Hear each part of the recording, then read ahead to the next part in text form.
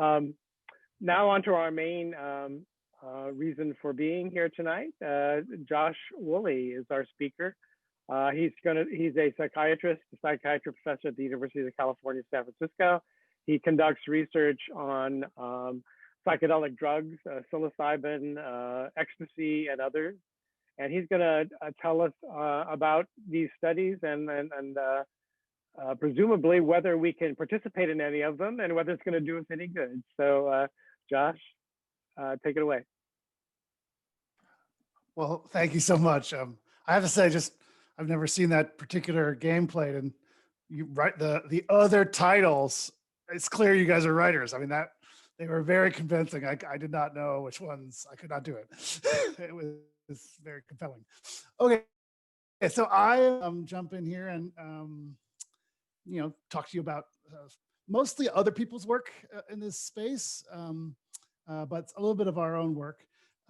Just briefly, I am a site investigator for two different sponsored studies, one by a company called USONA and one by a company named MAPS. And I also do some paid consulting for a startup, but they're not involved in any of the studies I'm going to be telling you about. So, the way I got into this field is as a psychiatrist. It's pretty clear that our available treatments are inadequate. They do help a lot of people. It's not like we have nothing, but many people don't respond. A lot of people take a long time to respond. There are side effects, and we desperately need new approaches. And so psilocybin and other related compounds may be such a new approach. So psilocybin, for people who don't know, is the active ingredient in hallucinogenic mushrooms. There are actually a whole bunch of different species of mushrooms that make this compound, and it's been used in various cultures for centuries. I just saw something that there's evidence from archaeological digs that people were using hallucinogenic mushrooms as far back as 8,500 BC. So a long time. For people who haven't experienced this, when you take mushrooms at adequate dose, you have about 5 to 6 hours of altered consciousness, and people describe it like dreaming while awake. It's all dose dependent. Here's just a little bit of the chemistry. That's psilocybin. That's what it looks like, and once you take it, it gets metabolized to psilocin, which is the active ingredient. Without getting too much into the chemical structure, just on the right here, you can see that's serotonin, which we all have. And you can just see it's kind of similar. And we know that psilocybin or psilocin works through a subset, a particular kind of serotonin receptor that we have in our brain. Another thing to keep in mind is that all the studies I'm going to be telling you about are synthesized psilocybin. So the mushroom makes psilocybin and a whole bunch of other compounds that we don't totally understand, but we can synthesize the pure psilocybin and just give it. So that's like taking caffeine pills versus drinking coffee. There's probably stuff that we're losing when we do it this way, but the FDA much prefers a synthesized compound. So since I'm a researcher, can we get any more specific about what happens when people take these compounds? So this graph, it's called a web graph, I think is the term. And the way you read it is basically you have multiple dimensions. There's a self-report scale, and people rate on it, and then they're graphing it around the circle.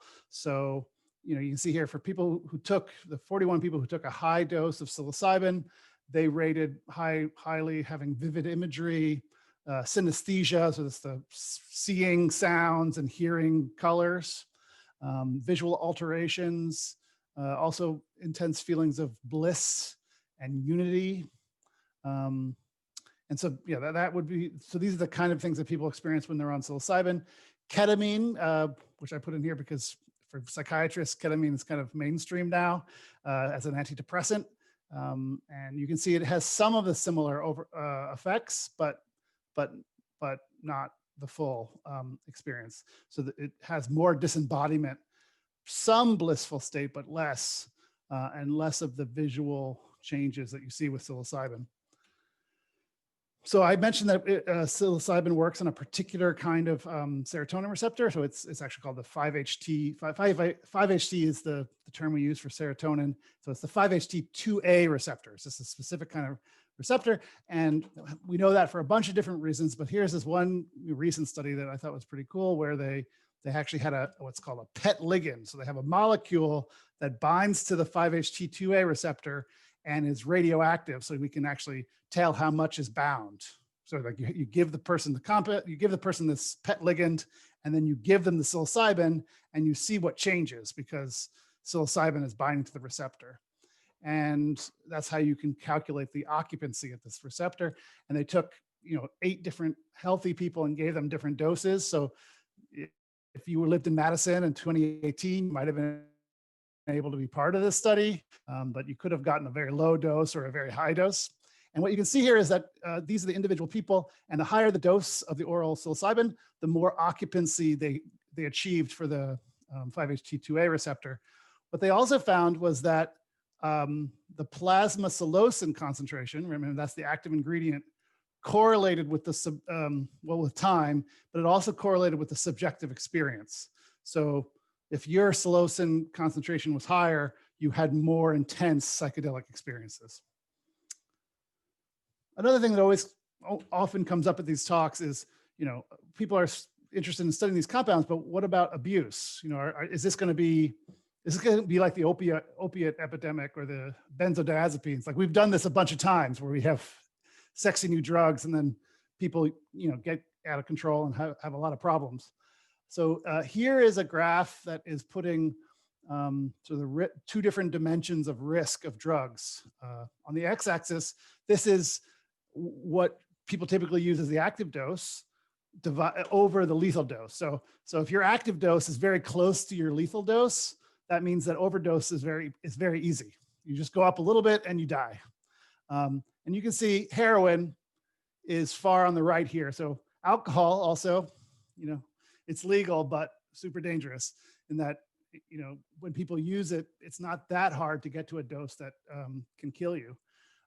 Whereas marijuana, very difficult to overdose on marijuana. And you can see that psilocybin is on the left of here. So there isn't a real toxicity in the classic sense from taking too much psilocybin. You won't stop your heart. You won't stop breathing.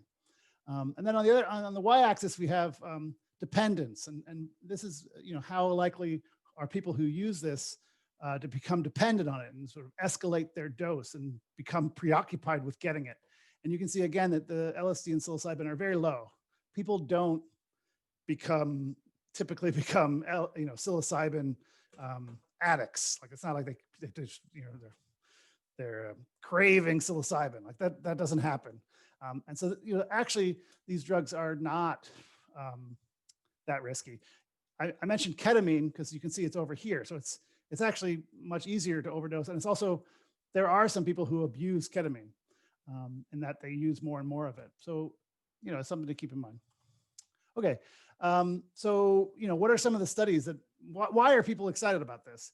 In 2006, a group in Hopkins did a study. This was with healthy people, and they took healthy people and they gave them 2 to 3 sessions with the drug. So they just took these people and they gave them 2 drugs, either psilocybin or methylphenidate, which is a stimulant that we give for ADHD, as a placebo. The idea was to just make it so people couldn't tell what they were getting.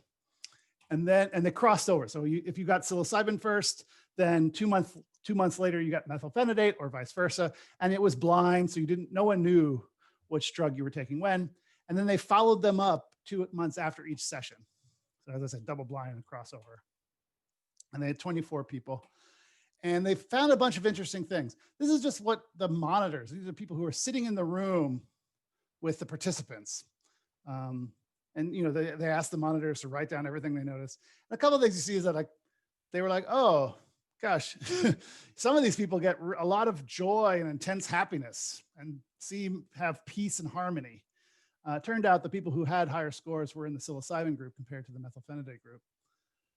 Then at the 2-month follow-up, they had a bunch of different questionnaires that they asked people. And what they found is that people in the psilocybin, 2 months after psilocybin, they were much more likely to rate that they had positive attitudes about their life, positive mood changes, positive social effects, positive behavioral changes, and then a change in their sense of well-being. Whereas methylphenidate had some of those things, but much less. And then this is another thing where they asked actually community observers, so someone who knew the participants, asked them, have you noticed anything change about the people in the study? And those people could also notice a difference when people had psilocybin. They were like, oh yeah, this person seems happier. They seem better. So that was pretty exciting. Another thing they did is they asked people, how personally meaningful was the experience for both the methylphenidate and the psilocybin? And you can see if you look at the methylphenidate, people were like, well, it was like an everyday experience, maybe once a week. A bunch of people said, oh, this is kind of a once a month kind of thing. And very few people had high scores. Whereas psilocybin is all up here. And that if you take this as like 65% of the people said it was amongst the top 10 most meaningful things of their entire life. So a lot, very meaningful for them. That effect actually showed up a bunch of different places. This is another study where this is people were sampled on the internet. So they asked almost 2,000 people about their worst bad trip ever. I said, you take psychedelics, the worst time, how difficult was that? And 62% of the people said, oh, that was amongst the top 10 worst most challenging experiences of my life. But at the same time, it was one of the 60% of people said it was amongst the top 10 most meaningful experiences of their life as well. So it's interesting, it's kind of the same proportion as in this laboratory study is what shows up in this epidemiological study. Other things that people have found, sort of in the lab, this is a study where they were doing fMRI. So they were imaging changes in actually oxygenation use in different areas of the brain. And, people do it this different way, but this particular study, they either showed them fearful faces on the left or these low-level shapes. And the task here is to match the face. So actually the emotion is irrelevant to the explicit task. But it turns out when you show people fearful faces, it activates various parts of our brain, but including the amygdala, which is thought to be very involved in highly salient, threatening stimuli. And, you can imagine if you see someone who's very afraid and you're not the one making them afraid, then maybe you should be afraid too, right? Like maybe they know something you don't. So it turns out that this kind of task can activate the amygdala. And that's what you can see here. This is the amygdala. And when people had psilocybin or placebo, it turns out that the psilocybin actually decreased the amygdala response. So people had a smaller amygdala response to this fear-inducing stimuli. And that's what you can see in the blue bars here, suggesting that maybe psilocybin allowed people to not be engaged by threatening stimuli, to be less fearful, maybe. They also found that people spontaneously reported, or if you ask them, they rated themselves as having more positive affect or positive mood. They felt better. Again, these are healthy people. And that how much their mood changed, which is on the x-axis here, correlated with how much this amygdala changed. So people who felt happier had a bigger decrease in their amygdala responses after psilocybin. So they're trying to begin to tell this story that maybe psilocybin is having this change at the circuit level of how we process threatening stimuli. Here's another idea that about what these compounds may do. This is a pretty complicated slide, but let me kind of walk it through. So turns out if you take a brain and you just sit in the scanner and you just close your eyes and just not do anything, there's like what they call task free. Turns out your brain, is active all the time. And if you just correlate different parts of the brain, what you get is what people call resting state connectivity. You get these different functional networks, these parts of the brains that fire together. So like when they go up, they all go up together, and when they go down. And you can see that, you can break it down into many different numbers of these. But in this particular study, they picked 13. And so it's pretty small, but you can see that you have these different networks, and the little red blobs are the kind of areas that are part of that particular network. Again, where activation in one little part of it is correlated with activation in another part of it, and they kind of go together. And what you can see is that this is people are comparing each of the networks to all the other networks. So that's why you have these black boxes in the middle, because that's the same on both sides, 1 to 1, 2 to 2. Red boxes means that those two networks are also correlated with each other. So when 2 is active, 1 tends to be active. And blue means that they're not correlated. They're less correlated, right? And this is on placebo in 2 different studies. And you can see there's some that are correlated, there's some that are not. Now, when you give psilocybin, what you can see here is that there's more red. And what does that mean? That means that more networks are now correlated with each other. This is the idea that you're allowing parts of the brain to be connected to each other that are not usually connected. That's the theory. So this has a nice idea about, like, you're talking about creativity, that maybe when you take psilocybin, these networks that usually are functionally distinct become, sort of merge or start, affecting each other in ways that we don't typically do during regular consciousness. On the bottom here, you can see this is MDMA, and MDMA does not do this. And MDMA is not thought to be a psychedelic. So it's a nice idea that maybe what you're doing is allowing, again, the brain to be connected up and talking to different parts of the brain in ways that it doesn't usually do. So those are all studies in healthy people. I don't do those studies for the most part. I'm a psychiatrist. I do clinical trials to try and develop treatments for people. And so how do we do those? Well, during the modern phase of research into psychedelics, this idea of set and setting has been really critical. So what does that mean? Well, the way it's been operationalized is what you do is you do what's called preparation. So you meet, if this is the participant or patient, they meet with a therapist, basically, or even 2 therapists, and they meet for maybe 6 to 8 hours and they prepare. And so there's some psychoeducation, what they might expect during the psychedelic experience. There's also rapport building, trust, they get to know each other so they're not strangers. And there's also talk about their intention, like what the person is hoping to get out of this experience. So setting the expectation, if you will. Then the dosing session is typically done in this very specific way where people come in, they take the pill, they're in a room that's kind of like a hotel, sort of a dining, someone's, not a bedroom exactly, but not a sterile office space, not an infusion center. Usually some plants, there's a little bit of art, the lighting is dimmed. They listen to music. Most people think that that's an important aspect of shaping the experience, and they wear a blindfold to help them go internally into their experience. And that takes 6 to 7 hours. And while that's happening, the therapist, typically, as I said, 2 therapists sit in the room with the patient, mostly sitting quietly, but they can, reassure the patient, maybe put a hand on their hand to help them stay grounded, to remind them that they're not alone, mostly to provide support. And then after the drug session, integration is thought to be an important part. So this is more talking, typically 6 to 8 hours, again with the same therapist, where you integrate your experience, you talk about what happened, you sort of try to take these very unusual experiences that are not part of our daily life and integrate it into our regular life and try and have something positive come out of this to go forward with. There are growing consensus about what this therapy, the preparation and integration, should include. Mostly it's a non-directive approach. So it's not like a cognitive behavioral therapy, if you're familiar with it, where you sort of are like, this is exactly what you should do. And like, oh, did you catch that?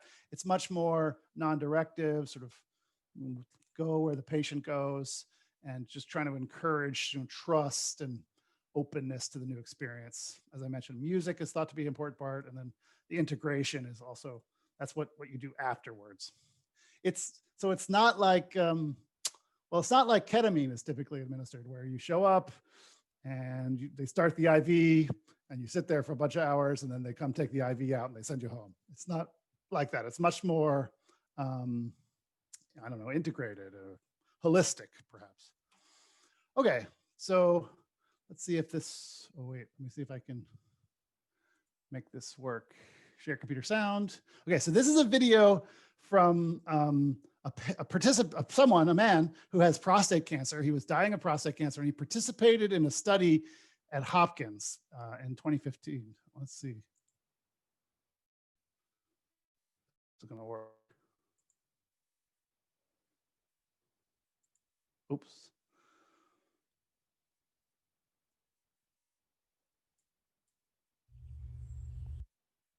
Enjoying beautiful music, high quality, beautiful music playing in my ears, lying in the sofa, my two guides sitting there quietly, supportively.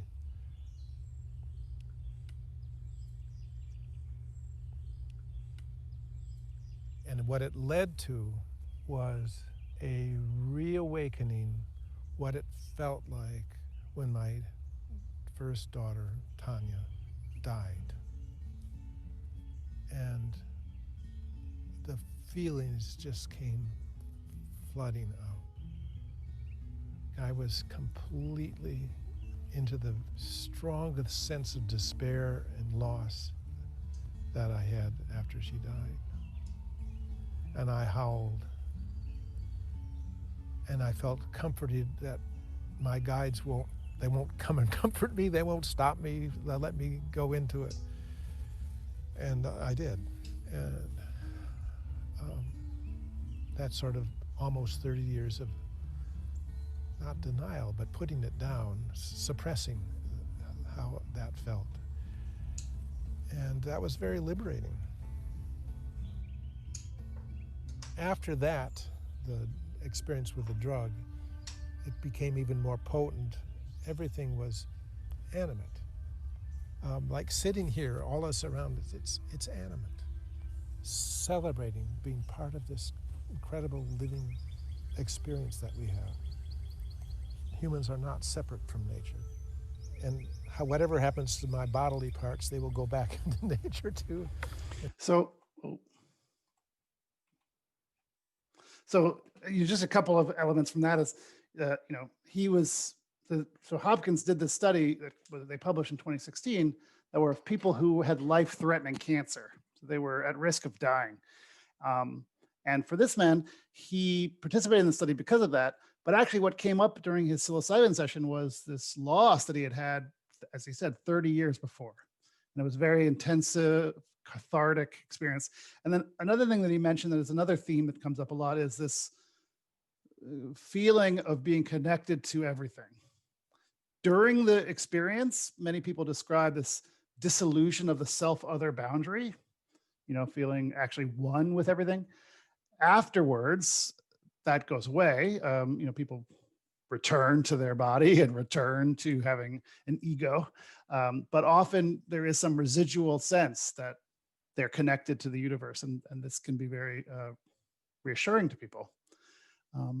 Here's some data from that study. So the design of the study was pretty clever, which was they took people with cancer and they said, you're going to get psilocybin twice. But unbeknownst to the participants, one time it was a very low dose, like a negligible dose of psilocybin. And one time it was a high dose, or the dose that we think works. And so, they measured depression. So the HAM-D is a clinician administered measure of depression. You see people are pretty depressed. Then they get the psilocybin, either the high dose or the low dose. And then it turns out, look, you get a big difference in that people who got the high dose get a lot better in their depression. Then you cross them over after 5 weeks. So if you got low dose, then you get high dose. And if you get high dose, then you get low dose. And what they found is this really interesting pattern, which is if you got high dose first, you stay at that level. You don't get worse. You're at the same level. And the low dose that you get in here doesn't have any effect on you. If you got low dose first and then you get the high dose, then you get to the same improvement that the people who got high dose first. And then even more striking, 6 months after the second dose, you're still not depressed. So that's, I can tell you this is a really big effect we don't see with Prozac. So people, this is again, pretty exciting. This is the same data I just showed you. Here you see similar pattern for anxiety. So this is a measure of anxiety, and then also quality of life. You can see this is positive scores are good. Interestingly, if you get low dose first, you don't get to the same level as the high dose here. Don't know, but same big sustained improvement of quality of life, which again, in that video, the person describes, right? So that he felt alive and he felt more engaged with life afterwards. Again, they asked people about how meaningful the experiences were. And again, people said that it was, 60% of them said it was amongst the top 5 most meaningful experiences, as well as spiritually significant experiences. Here's a different study. This is from the London group. And what they did here is they took people with treatment-resistant depression. So these are people who had failed multiple medications. Maybe some of them had failed ECT. And they gave them psilocybin. And what they found was that they got a big decrease in depression that lasted for a long time. So 8 of the 12 people were completely remitted. And then at 3 months, 7 of them were still maintained. Now, this is an open label study. There was no control group, but the fact that they were treatment resistant to begin with does add to the evidence. People have also looked at these psilocybin in particular for other things. So smoking cessation. Here they took people who were had tried to quit smoking. I forget exactly how many times, but long-term smokers, and they gave them psilocybin or actually it was just psilocybin. There was no control in this study. They gave them 2 to 3 doses of psilocybin, and then they followed them up. And they found, if you look here, you see, how many cigarettes per day are they having, and then after 10 weeks after, 6 months after, 12 months after, and then long-term, I think was anywhere from 2 to 4 years. You can see very high quit rates that are sustained. Same thing with alcohol. Again, an open label study, so everyone knew they were getting psilocybin. But again, it was people who were treatment resistant. And again, you see these big decreases in the number of drinking days and the number of heavy drinking days after psilocybin, and it lasts for many, many months.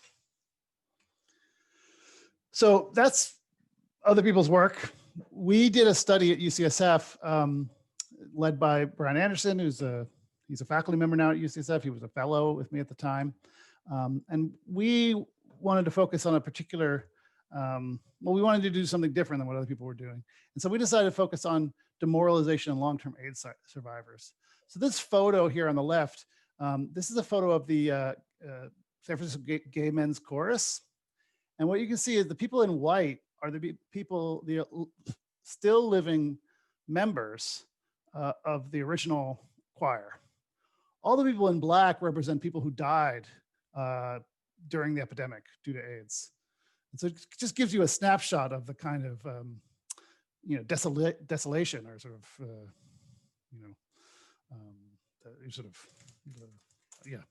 I mean, it was like a Holocaust or a natural disaster that came and sort of wiped out a whole generation of people. And yet some of the people survived, even though they had been given they thought they were going to die, right? So people who got diagnosed with HIV before 1996, it was a death sentence. And yet some of those people didn't die because either they were just genetically not slow progressors, or medications came around just in time to save their life. And now, luckily, HIV is a different kind of illness, right? So HIV now is more of a chronic illness. We have medications. It doesn't progress if people take their medications. And yet those people who lived through this terrible time, they carry that with them. They have chronic existential distress, of sort of loss of purpose and meaning. They become isolated. There's depression. People have risky substance use and sex. We decided to focus on this construct called demoralization, which comes from the palliative care literature. You can think of it as a way of capturing this loss of purpose or existential distress. It's related to depression, but it's distinct.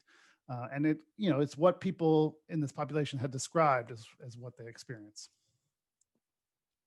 So we wanted to study this population, both because it's an important group that are suffering and we wanted to help, but also because we thought of it as a model, right? So like, luckily there aren't new long-term AIDS survivors in the same way, but there are lots of people who survive natural disasters, war, other climate disasters, right?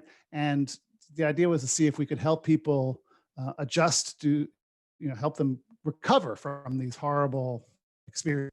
And so and then the other thing that we wanted to innovate on is that all those studies I've told you about, they all did individual therapy. So all the prep and integration was one patient, two therapists.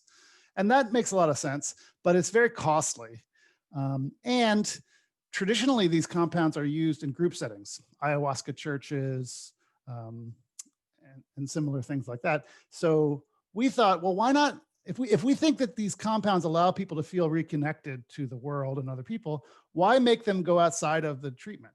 Actually, in those Hopkins studies I was telling you about, one of the little tidbits was that people in the study really wanted to speak to other people in the study at the end. They wanted to talk to other people who'd gone through the study. And I can tell you, no one does that in a Prozac study. Like no one's like, oh, I want to speak to other people who got oxytocin. Like that doesn't happen. So that's a very unusual thing. And so we wanted to try to harness that. So we decided to do the prep and the integration as a group. So 6 people per group. We didn't dose as a group because we weren't that brave. But we did do a lot of the psychotherapy as a group. And since this was the first study ever to do first modern study to do group therapy or to focus on the population, mostly we were focused on safety and feasibility, but we also wanted to see if we could change this primary clinical outcome of demoralization. Here's our study design. So people were enrolled. Then we did a baseline assessment. Then actually in our study, they had 4 weeks of group therapy. Actually, I'm sorry, 4 sessions over 2 weeks. Each session was 60 to 90 minutes. Then all the people got dosed. And since we were dosing individually, it took us a little bit of time, right? Because we could only dose 1 person a day. Then we had another assessment, then they got back together and we did 4 to 6 more group sessions. And then the follow-up ended, and that was our primary endpoint. And then we followed up 3 months afterwards to see if for the durability of the effect. So again, this open label, everyone just gets 1 dose of psilocybin.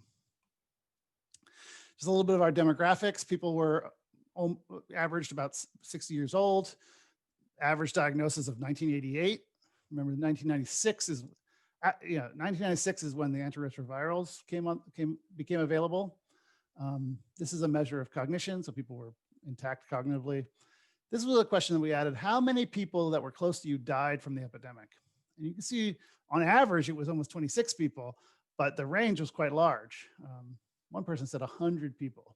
So it just gives you a sense of the kind of loss and grief that people experienced. We also asked how many times they'd use psychedelics. And we had a very wide range, 0 to 200 times. And again, a big range. Most people had used it more than a decade ago, but it was very wide variability in how lately they had used psychedelics. This is just a slide that's about some of the experiences that the sort of adverse events. It's kind of interesting because, modern medicine kind of would probably categorize a lot of the effects of psilocybin as an adverse event, right? Seeing things, hearing things.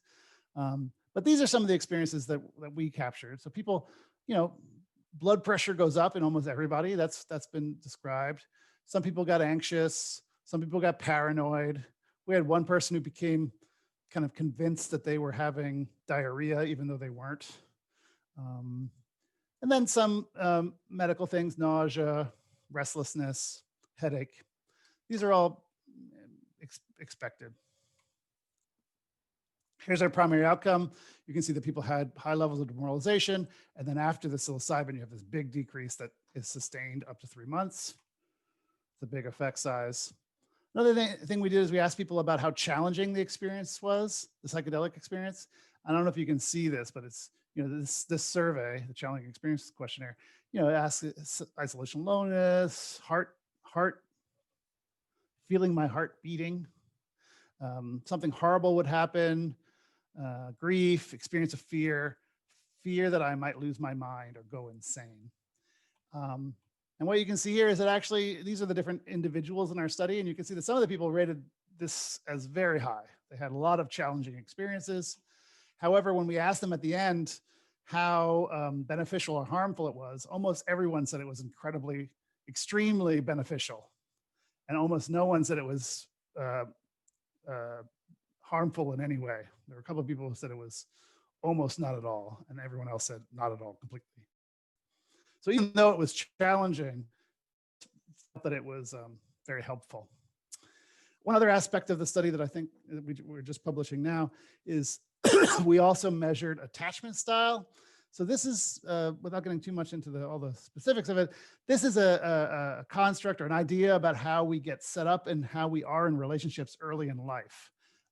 There's been a lot of work, Bowlby did a lot of this work showing that, our early life experiences set up what we expect to happen in relationships. And so there are a bunch of different ways of quantifying this, but one system uses attachment anxiety, which is people high in attachment anxiety are very concerned about losing relationships and kind of expect relationships to end and people to go away. And so often people will try things to try and prevent that.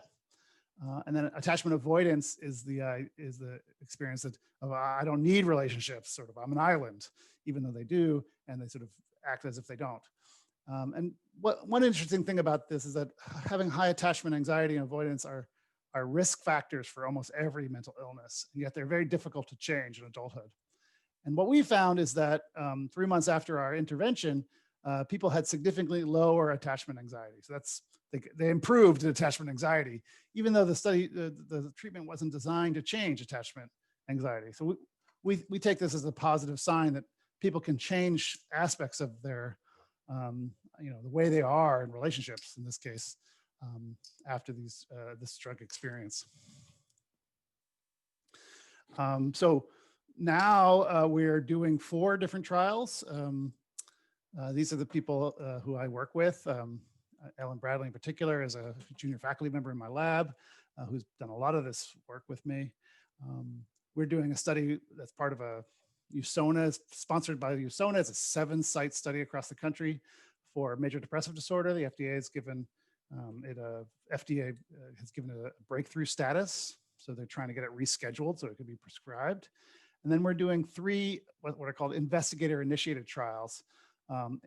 One for depression and bipolar disorder, which, again, is a major issue and we don't have good treatments. Another is depression, anxiety, and Parkinson's disease, another major issue that we don't have good treatments for. And then finally, chronic low back pain, which by definition is treatment resistant. And we think that we can maybe help people change their relationship to their back pain. How am I doing on time? I guess we have a little bit of time. So just, I've told you about all these things that psilocybin can do, all these trials that suggest it's positive, but why do we think this? Well, I hinted, one idea is this default mode network. This is one of those functional networks. One idea is that we can destabilize this network, allowing the brain to connect in ways it doesn't usually connect, and decrease the harsh, ego, super ego that is sort of maybe making us ruminate. That's one hypothesis about how these things work. Another is, I haven't talked about it all, but it turns out psychedelics also have potent anti-inflammatory effects that might contribute to their antidepressant effects. I mentioned the amygdala reactivity. And then there's this whole other idea about neuroplasticity. So what that means is the ability of the nervous system to change, right? And it turns out this talk has changed your brain a little bit. Talking to each other, learning things, forgetting things, all of these things are reflected in our brains. But it turns out as we get older, our neuroplasticity goes down. People with depression and other mental illnesses often have inhibited neuroplasticity. Their neurons are not as plastic. They don't change as easily. And some antidepressants have been shown to enhance neuroplasticity. Well, it turns out that psilocybin and other psychedelics have very potent neuroplasticity-inducing effects in animals. And so we're interested in seeing if maybe we can show a similar effect in humans. So that's all the major things. I want to make sure there's plenty of time to talk, because talking to my screen is kind of a weird thing. So thank you for having me here, and I would love to have any questions or anything people would like to ask about. Thank you, Josh. people should either raise their hand, or you can post a question in the chat, and I can call on you, and we'll either unmute you, or you can unmute yourself to ask a question. Actually, Bobby posted a question earlier in your talk. Did you want to unmute yourself and ask a question? I could go through some of these questions if you just want me to jump into it. You could, if you understand. Do you see Bobby's question there? I do. Yeah. So I'll try to answer the questions, and if I get it wrong, someone jump in. Okay. So this one is time lapse between doses on depression chart. I'm not sure which slide that was, but is it for the treatment-resistant depression study? Is that the one? Yes. There were two indicators: a red one and a low dosage purple one.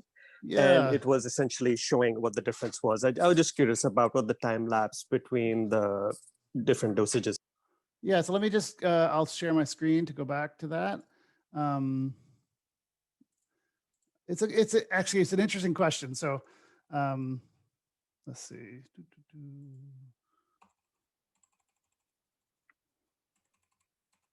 This one, right? Or it's a little bit before a few more slides. Yep, that one right there. Oh, sorry. Yeah. So between this dose and this dose was 5 weeks. Okay. And so that wasn't a lot. So, I think they kicked themselves because they didn't totally expect the people to have no depression for so long. Like it was like, oh, this effect lasts so long, a crossover probably wasn't the ideal way to go, study design wise, but it's great that it worked.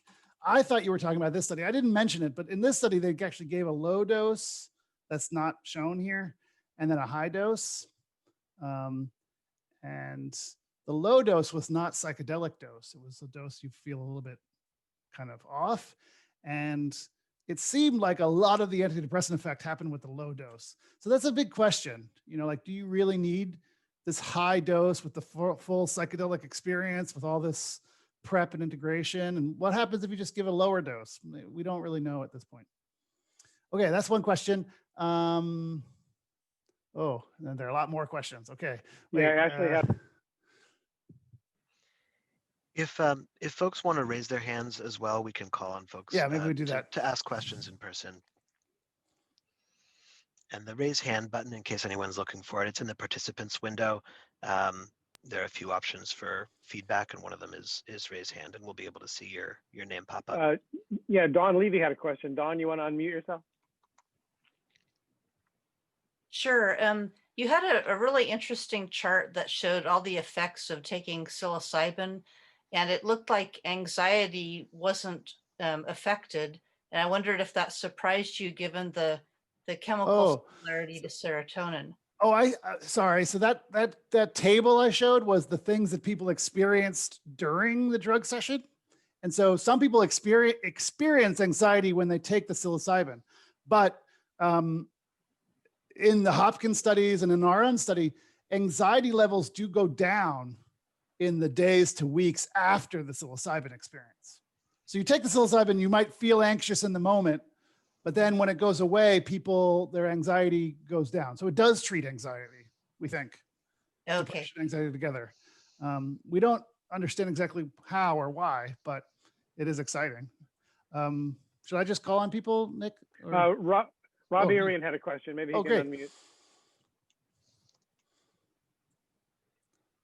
You there, Rob? Yeah, hi. Hi, Josh. Decades ago, I wrote about William Proxmire's Golden Fleece Awards from Congress, where they would pick out studies that they thought were a waste of taxpayer money. I'm just curious whether you've gotten any blowback from conservative lawmakers or from groups on social media about your work. So, great question. Couple things. One is the government is just not funding this work. So nobody, including myself, have gotten any money from the government, which is a real drag. So most of the studies have been funded by donations, philanthropy, which, has its pros and cons. It would be really nice if the government funded the work. It's just that they have said that they're not ready. So we're not wasting taxpayers' dollars. So that's nice. On the other hand, I think that psychedelics are kind of bipartisan support, which is weird, but no one will support it openly. But, you know, like Steve Bannon apparently is a big proponent. Who knew? We haven't, I mean, you know, I work in San Francisco, UCSF, you know, they've been very supportive. I think other places have had some, you know, political pushback, and I certainly have gotten some, you know, worry, concern, like, is it going to turn out like it did last time, you know, back in the 70s? Or, you know, my chair said to me, yeah, I want you to do this work. We do treatments. I just don't want to see UCSF psychiatrists dancing around a fire on cron, you know, like, just don't, you know, like, keep it professional, which of course I was going to do. But, you know, there is this concern that things could get out of hand. Great. Jennifer Epler, you had a question. You want to unmute yourself? You still there? Yes. Okay, I'm just setting up my microphone again. I had a question if anyone had done any studies or was planning any studies about psilocybin and TBI. That's kind of related to the neuroplasticity angle. Mm-hmm. I think it's a really great question. You know, TBI or stroke is another place where people have talked about it, but no one has done that. You know, these studies are, yeah, as you can imagine, not easy without the government funding it. We would love to do a study like that, but no one that I know of has done studies about that. You know, the closest thing is, you know, we're doing this study with Parkinson's, and the Hopkins group is doing psilocybin with early, like, mild cognitive impairment, and they're hoping to help people, you know, improve their cognition. So that's the closest, but it's not that close. Like cognition of problem solving or mood? Well, so mood and like depression, anxiety, certainly, but cognition, like memory and, like, you know, cognitive impairments. You know, creativity would be another thing. So, you know, those things in the uncorking, the alcohol study, we're doing some of those tasks before and after psilocybin. Other people have done it too, but we think we have particular good ways. Like, you can imagine measuring creativity more than once is hard. In that alcohol study, I haven't read it, but presumably they randomized people, right? So some people didn't get drunk, some people did, and you treated a lot of people because alcohol is cheap and stuff. But like, if you want to, yeah, it's not controversial. So, you know, I think there is these ideas that psilocybin might allow people to be more creative, to be more flexible in their thinking, but those are mostly done in healthy people. You can imagine someone who actually has a deficit, like their neurons are dying or they had a stroke or something. Maybe you could help them recover, and that would be incredible. So I guess it's a really great question. I would love to do a TBI study, but we don't have funding. But as soon as the government, the VA, I work at the VA, a big part of where I do my work, and they care a lot about TBI. If we could just get them open to psilocybin, then, you know, maybe we could do that. Thanks, good plan. Yeah. Madeline Nash, you had a question. Oh, I see the question. Is when will this kind of therapy become standard? Is that your question? Yeah, well, really, I'm following up on the political situation with this therapy. How soon do you envision, if ever, that this becomes a standard therapy for, say, depression, for specific problems that you've talked about? Yeah, like when could a psychiatrist just prescribe it for someone and just do it? Right. It's a great question. I don't know the answer exactly. No one does. You know, the FDA kind of goes slowly and then goes quickly. You know, you never know what they're going to do. You know, MDMA is farther along in the process. So this company MAPS has been working on it longer. And so, you know, they just completed a phase 3 trial and have been talking to the FDA longer. How soon will it be between when MDMA can come to the market? MAPS says like tomorrow, but they've been saying that for a long time. So I don't know, like, but it could be, you know, in the next 2 years for MDMA. I don't know. Psilocybin is going to be longer, but there are 2 companies, Usona, and there's another company called Compass, who are both trying to push it through the FDA. And, that process, costs tens of millions of dollars, and they're both very serious. But, there are a lot of unknowns, like the FDA doesn't regulate therapy, right? So like talk therapy, like no one regulates it. So it's the medical board or the psychology board. But, if you're doing a drug that has to be paired with psychotherapy, like whose job is it to make sure that you're not doing something crazy? It's not clear. So there are a bunch of things that are just like not worked out. Then you probably have heard about in Oregon, there's this whole new thing where they're decriminalizing it, legalizing these compounds. But they went farther than that. And actually, I don't totally know all the details, but it seems like they're also opening up like a way that people could be treated with psychedelic mushrooms by providers outside of the medical system. And so I don't totally understand what that means, but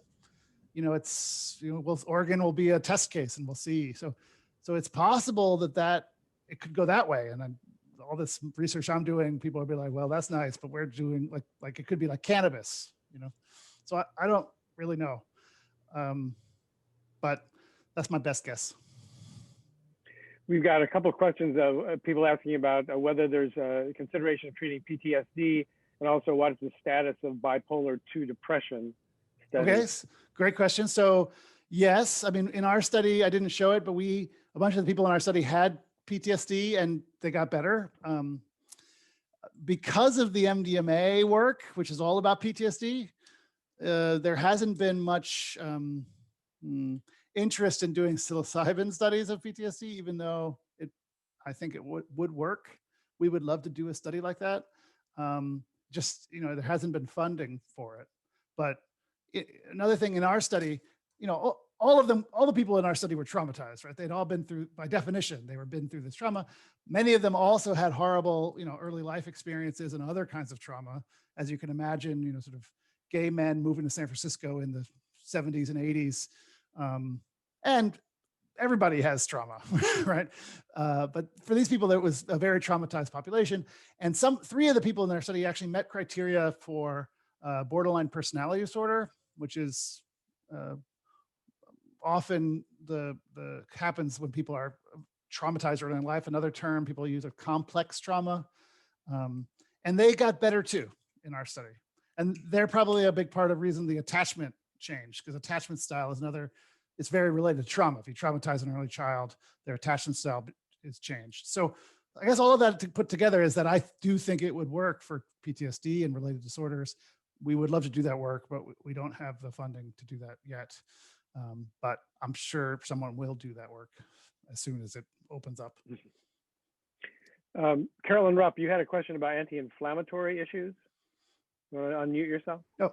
Yeah, I was wondering about, you mentioned anti-inflammatory effects of psychedelics, and I was wondering how that relates to how psychedelics could help with depression or with other emotional issues. Well, yeah, I mean, we know a couple things. One is that there's this growing realization that inflammation is both caused by psychological states. So if you, like PTSD is a classical one. If you give someone a very stressful experience, you can induce an inflammatory response. And at first that was surprising to me, but if you think about us like wild humans back in the day, if there was something stressful, you might get injured, right? You might get cut or, something like you're fighting with a bear, and it would make sense to get your inflammatory response going, right? To prepare in case you got a cut so you didn't get infected. It's also clear that inflammation, if you induce inflammation, for example, you can make people sad and depressed and anhedonic, both animals and humans. This was very clearly shown when they started using this pro-inflammatory treatment for hepatitis C. I forget what it's called, interferon. And people got hugely depressed. It worked for the hepatitis C, but people were like, oh God, like I want to die. Like people became suicidal. And so it's clear that inflammation, it's a loop. And so there has been a lot of interest in using anti-inflammatories as treatments for depression and anxiety and bipolar depression, and a whole bunch of different schizophrenia. And there have been some promising effects, but the anti-inflammatories that we have are not potent enough, and the ones that are potent enough are too dangerous. So it's kind of this like tricky thing.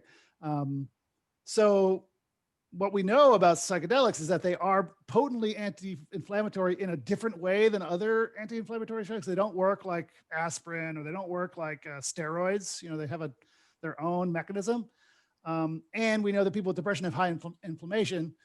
We don't yet know that's how psilocybin is helping humans with depression, but it might be contributing. I think it's the idea. Okay, thank you. Dan Carlson, you had a question.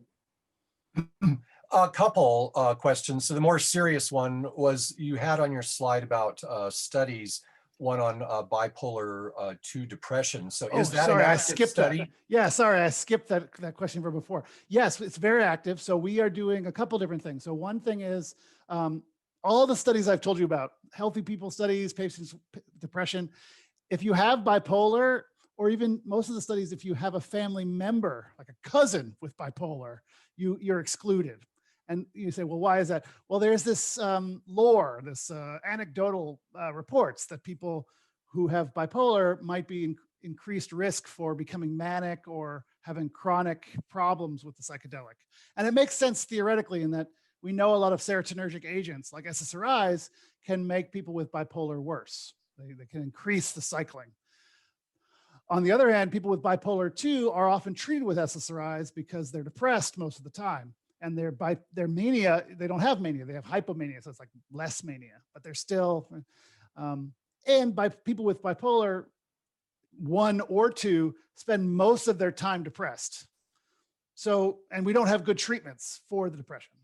All that being said, we don't know if psilocybin's safe in people with bipolar, but we really want to know. And we don't want to not include them in the studies just because we're afraid, right? Like we've done that before. We excluded women, we excluded, other groups, and then we don't know if it works. So we are doing the first ever study in humans where we're going to take people with bipolar 2 who are currently depressed, and we are going to give them psilocybin first at a low dose and then at a higher dose, and with all sorts of safety precautions put in place, like maximal safety to make sure that if anything bad happens, we would know and capture it and help and be able to step in. And so we're doing that trial. We're also doing Are you still screening for that? Oh, we haven't started screening. Okay. So we've just designed the study and we're getting regulatory approval. But we expect to be up and running in the new year, hopefully early in the new year. But how to get tapped into that? Oh, email me. Okay. Email, yeah. All right, that was my more serious question. I was wondering, I had a sort of a lighter one. The TV show Hamilton's Pharmacopoeia. Oh, I don't know that show. So it's done by Hamilton Morris, who's Errol Morris's son. Oh. And it sort of treads a thin line between science and sensationalism, but it focuses pretty much strictly on entheogens, and it's the most interesting documentary series I've ever seen. They're going into their 3rd season now on the Vice channel of all places. Wow. But being it is so close to science, and yet it sensationalizes but still takes it serious. I mean, he doesn't judge anyone for how they use the things in the way they use them, but he's exploring so many aspects of things, from compounds found in fish and toads to all the different plant compounds and synthetics. And he tracks down people who had famous labs 30 or 40 years ago. And I just wondered how something like that, whether that would really help or hinder the cause of well, I have not seen things approved for therapeutic reasons. I haven't seen that show, but obviously, or maybe not obviously, people love these compounds, right? And there are a lot of amateur psychopharmacologists out there. And so like Reddit and, there are a bunch of different websites where people go and they're like, oh, I use this. And there are places where people go and they just describe their journeys. They're like, I took this and this is what I experienced. And I talked to God. And so there's a lot of content that people are producing. And I can tell you, it's like not part of the white literature, the above literature, but people like me, there are lots of questions we don't know. Like one of the other questions that I see in the chat is, what do you do about other psychotropics like SSRIs? So people are on SSRIs. Can you be on an SSRI and take psilocybin? Turns out there are 2 small studies from the early 90s that talk about this, but that's not very much. Turns out Reddit, we've found hundreds of people talking about this. And then there are other drugs that there is 0 data, like take bipolar. There are a bunch of different medications in bipolar. Is it safe to combine them? You can think about it theoretically, but it's very hard to know, And so another thing that we're doing is we're doing 2 things. One is we're doing a mixed method study where we're doing a survey. So we're spreading it across the whole world. So if any of you know anyone with bipolar who's used hallucinogenic mushrooms, let me know. I'll give you the survey. We have about 500 people who have filled it out so far. And then we're going to follow up a subset of those people and do qualitative interviews to ask them how they use it and what they've experienced. And then we're doing another thing where we're actually trying to scrub or sort of collect all those responses from Reddit, where people have described using a hallucinogenic mushroom and one of these psychotropics, so SSRIs or SNRIs, and sort of try to systematically characterize what people are saying. Now, it's still anecdotes, but if you have 1,000 anecdotes from 1,000 different people, that becomes data. And right now, people like me are going secretly and being like, oh, what does Dr. Mushroom Head 101 think? And we're like, oh, but like if we could do that systematically and be actually, there are all these people who are saying this, that is data that can be really helpful. So I would say it is helpful. Also, the enthusiasm, like, a lot of this work is funded by not billionaires or millionaires, but regular people. And, like the laws, I think a lot of it has been changed by, sort of mass desire. Like people want new things and they love these compounds and, want, if it can be helpful, people really want to know. So that's also been a big help, and sort of having people, science writers, get out the message. I mean, Michael Pollan's book, for example, I was doing the work right before before he wrote the book. And I can tell you that when that book came out, like everything kind of changed. Like people are coming out of the woodwork being like, oh, coming out of the closet, if you will, like, oh, I'm open to this. And even like me, it allowed me, I had a whole career before this, right? I've never been to Burning Man, I'm kind of square, but like there was still like my mentors were all like, oh, you're going to ruin your career. You're going to become that guy, right? And now no one says that so much because it's, I don't know, it's part of the zeitgeist again. Now maybe that'll change, I don't know, but for now, people are excited about it, and we're hoping that we're going to do it better this time, that it's going to be more rigorous science, and we're not going to have whatever it was it was before my time, but whatever happened at Harvard, Josh, are you open to another one or two? Oh, absolutely, yeah. But if I come back next time and I'm wearing a robe and I have a big beard, like something you'll know something went wrong, like that. Sure. Another question. Yeah, we had a question for Lisa Krieger about funding and the challenge of funding. I don't know if Lisa wanted to chime in or just it's a general question about funding. Yeah, Bob, it's been addressed. Thank you. Sorry, Okay. My question preceded the answer. My follow-up question was, why psilocybin and not LSD or some of the other? It's a great question. So I think there are a couple of reasons. One is that psilocybin is shorter time frame, so it doesn't last as long, so it's a little bit easier to work with. So LSD, right, the trip can last about eight hours.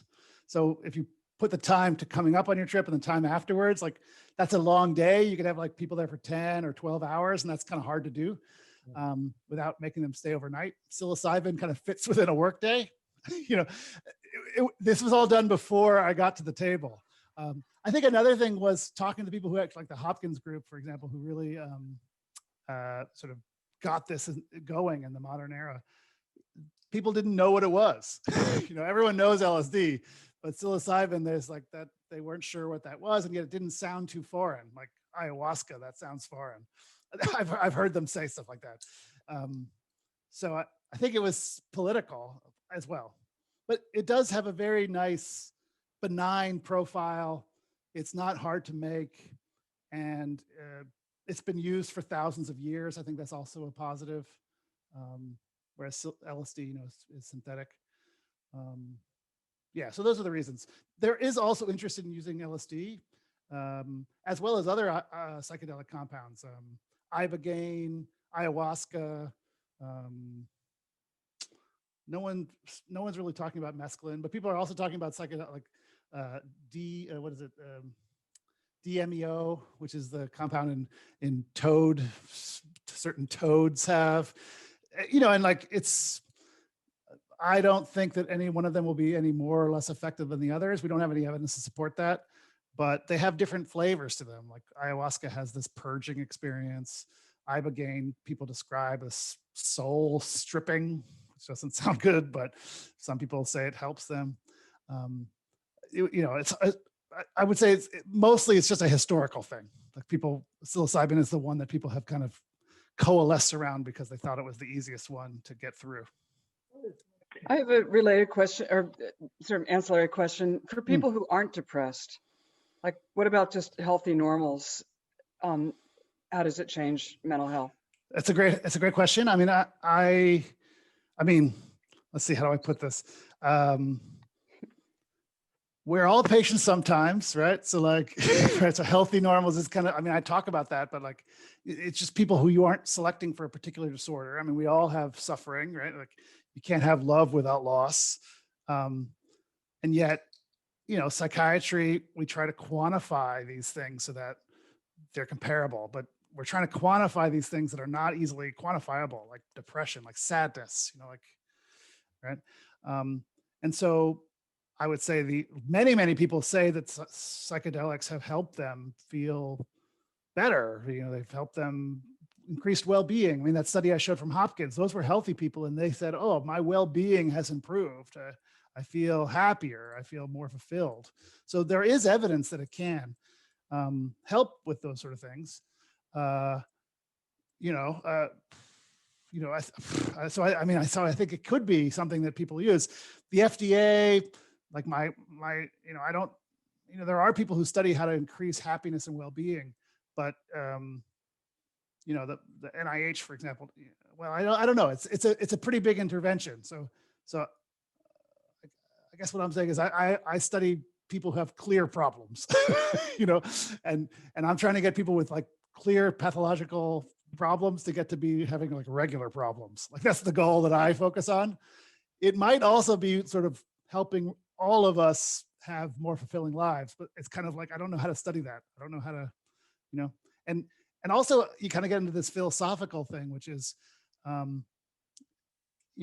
if you listen to anecdotes, now the way we and other people do these studies, right? You have like all this holding of the people, you have the prep work, you have this integration, but anecdotally, many of you probably heard stories like this where people will use psychedelic and then dramatically change their life. I was kind of joking about changing my dress, but we've actually seen that in some of our studies. Like we had one person who, came into the study and, he had, PTSD, was an MDMA, so he gets the MDMA and PTSD goes away, but then he dumps his girlfriend, he quits his job, he redecorates his house, he changes his fashion, changes his haircut. He starts thinking about whether or not he's gay, and then decides, because his therapist is gay, but then decides, no, I'm not actually gay, right? And so like, this is a really intense, life-changing thing. And in our hands, we think it's a positive, like we think but you hear these stories, like, I have a family friend who, high achieving Asian man in college, and he uses psychedelics and then drops out of college and drives across the country, right? Is that a good thing or a bad thing? For his parents, it was a horrible thing, but for him, I think it was a good thing. But you don't know. It kind of gets in this place where you're like, it's not. I don't know how to study that as a psychiatrist. It's a little outside of my wheelhouse. If That's great. Sense. Thank you very much. Maybe we can take your last question from Ashley Papp. Are you still on and want to unmute yourself? Hey, thanks, Bob. Yeah, hi, Josh. Thanks so much for the talk. My question, I found it really interesting that psilocybin has been used to help with, I believe it was alcohol and nicotine, nicotine abuse. And I'm curious if you can share any insight about Like you know, why? or well, more so like was the kind of the ramp up, the, I think you called the integration that happens, you know, before and after those therapy sessions. Like, was there anything in the sessions or in those studies that was different that tried to help curb like a chain smoker's desire to crave nicotine? Yes. Yeah. So if I remember correctly, what they did in that smoking cessation study is they took people who were long-term smokers, but who wanted to quit. Now, most long-term smokers, many long-term smokers want to quit in some way, right? Like, you know, it's ambivalence, but you know, they're like, I would be better if I quit. And then what they did is they did standard, what's called motivational interviewing. So this was, you know, this is a standard psychotherapy that we use to help people with addictive behaviors try and change, you know, so sort of highlight their ambivalence, help them move from one stage to the other. So they did that. And then they did the prep and integration like everybody else does. So it was kind of integrated, but it was different people delivering it. So it was kind of like a package deal. It's like, oh, you're in the study. Here's some motivational interviewing about smoking. Here's some prep work about psychedelics where your intention is to quit smoking. So it was a little different than the other studies, but not that different. And then they gave them the high dose, and then, you know, they integrated the same way. And then they saw that people quit their smoking. What I can tell you is that anecdotally, what happens is that people say things like, I got to quit smoking. And then they use psilocybin, and somehow it becomes really much weightier. That's how I've heard people describe it. Like, I really need to quit smoking. And somehow that like has a much, I don't know, it's like it actually allows that to get traction. I mean, that's not a very satisfying explanation, but yeah, that's really, really interesting. Thank you. Yeah, I think, you know, fitting with the neuroplasticity and a bunch of other things that we've been talking about, I think the idea is that these drugs, what they might be doing, either by, you know, allowing brain connect in different ways, or the neuroplasticity, or both, is to allow people to change things in adulthood, which are not usually easily changeable. These habits, these patterns. I didn't tell you about it, but there's a bunch of work suggesting that psychedelics can allow people's personality traits to change, which are also very difficult to change in adulthood, but can be changed with like years of psychotherapy, for example. So what might be happening is these drugs might be loosening, you know, this, making it more plastic so that you can change things if you want to, but you can also change it in bad ways, right? Like you could join a cult, like that also happens. Not in our studies, thankfully, but like people, you know, Manson used these drugs, right? And so you can imagine if you're increasing plasticity and making people open, you could change them in dramatic ways and bad ways too. That's one idea about how these things work. So anything that is someone stuck in a pattern, you might be able to use these compounds to get them out of it. But getting back to the question about healthy people, you might be able to put them into bad habits too. We don't do that, but people out there might.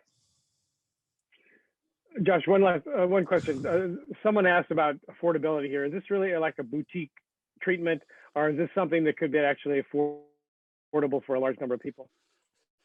It's a great question. I would say that right now people are not thinking about that too much, right? Because like the FDA process is so expensive. I can tell you, Compass is a for-profit company. They have investors.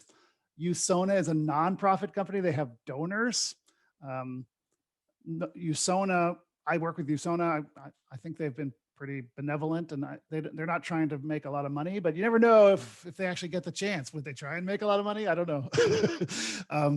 I'm not making a lot of money. And, you know, there is this major thing, which is the way these trials have been done. Typically, you need 2 therapists for all the sessions. So it works out to be about 20 hours of therapy and 40 hours of therapist time, because you have 2. Your average person, like for example, at the VA, we offer a lot of therapy. You get 16 hours over 16 weeks of therapy, typically at a go, right? So 40 hours is a lot, right? Now, if that caused a permanent or year-long change, it could be worth it economically. But it is a big investment. So how it will actually rolled out, I think no one knows. That's another reason why we wanted to do the group approach, because it actually was much more efficient, much less therapist time. And the group actually they really liked it. They really liked being in the group with each other and going through this really weird experience. And they talked about it. When they came back after the drug session, they're like, "Oh my God, I saw this. Oh my God, I saw it too." And it was like, it was really nice to see that it was this like cohesive building thing.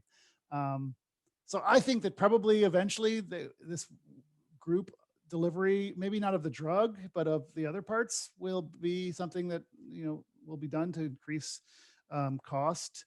But it could be very expensive. The drugs themselves are not expensive to make.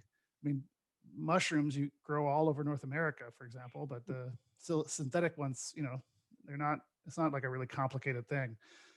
But you never know with how the regulatory things will go and what the FDA allows people to monetize. And, there's a lot of unknowns. Great. Well, thank you very much. Thanks for spending so much time with us. I think the questions show that everybody was really interested in this, and they could probably go on and ask more questions. But I think we should probably end it. Yeah, well, it's my pleasure. I have to say, this group has a lot of really good questions, and it's clear that you guys are what you're talking about. So it was really fun for me too.